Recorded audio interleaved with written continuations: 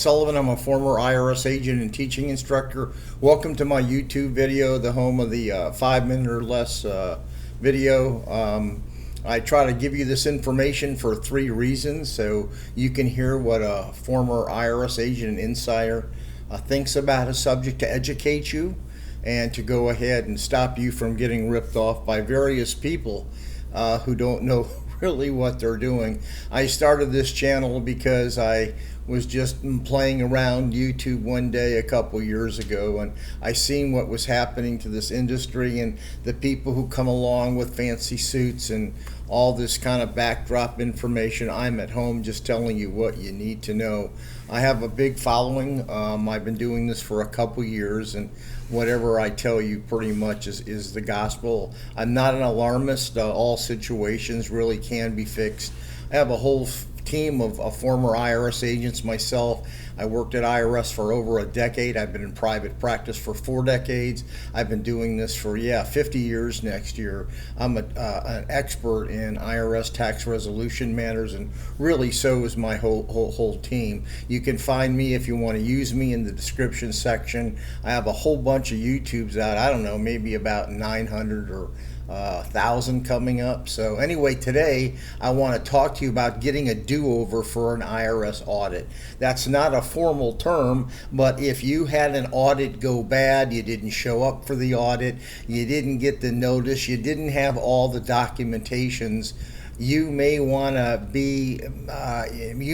know today that you have another chance for an audit. You may have got IRS may have done a substitute for returns where you can file for an audit IRS reconsideration. So what I want to do here as I'm speaking, I want to let you know some of the frequently asked questions that you need to do about. You can do your IRS audit reconsideration anytime after the audit, and a lot of times people find information they didn't have. Their accountant may have done a really piss poor job. You never found out about the audit and you really want to have a do-over. That is what the IRS reconsideration is for. You can also file an offer and compromise doubt to liability, but for this I want to read the form. It's the 12661. It's the dispute of what you dispute on the audit. There is a publication that IRS uses. I want you to write that down so you know what that is. The IRS publication that I want you to read, it's only a 3-fold handout. It's easy to read, is the 3598.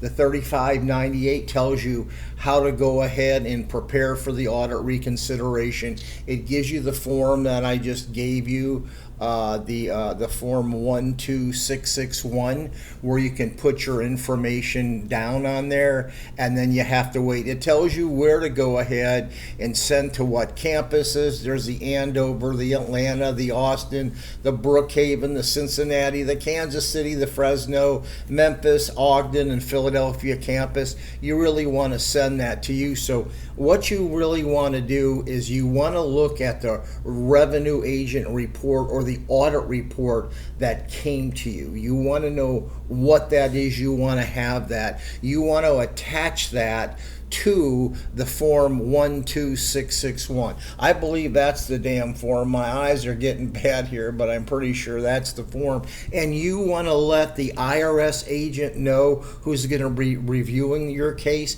exactly what the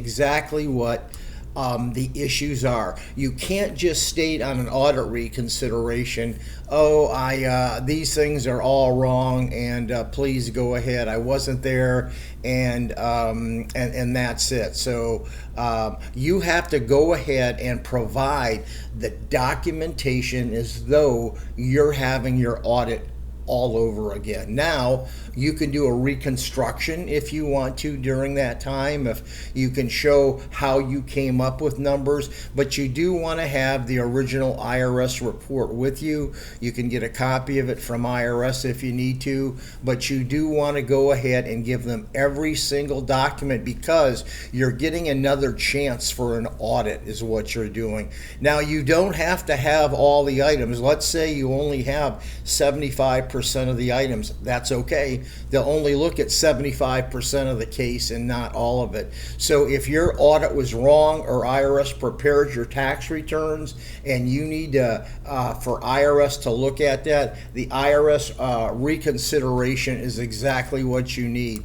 The pamphlet is so easy to read. IRS did this in layman's terms, so just go ahead and get the 3598 pamphlet. Everything is really there, exactly what to do. The big thing, once again, is you getting the information to show IRS you have the correct documentation. If you don't have it, you're wasting your time. If it's a small dollar case, you should go ahead and do this yourself. If it's a large dollar case, you need to really think of hiring a tax professional to go ahead and do this work. Somebody on our team or somebody who you may know who's really an expert. These are, on large cases, you need to fight this audit, because along with that, you can reduce some of the penalties and interest. So get the form. Don't let IRS bully you on this.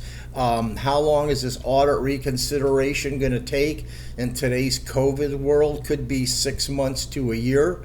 But just go ahead and fight it. But remember, documentation is king. Documentation wins your case, and an explanation of everything is very, very valuable. So if this is a large case, do not do it by yourself. You can call us. You can get anybody on our team to go ahead and do the work. Fight it. Anyway, thank you for listening to this. Please leave me a comment if you think this information was good. Would you please give me a subscription? We thrive on subscriptions. YouTube does that. I think I have close to 4,000 of those now. I'm not sure, coming up on that. If you want me to do a topic for you, leave it in the comments section. You have a question, I try to get to my questions. I've been besieged by questions lately. It's actually hard to keep up with all the questions I've been getting. But anyway, leave me the subscription, leave me comments. If you want me to change my hat or you don't like something, just go ahead and let me know. Thank you for listening. I appreciate you.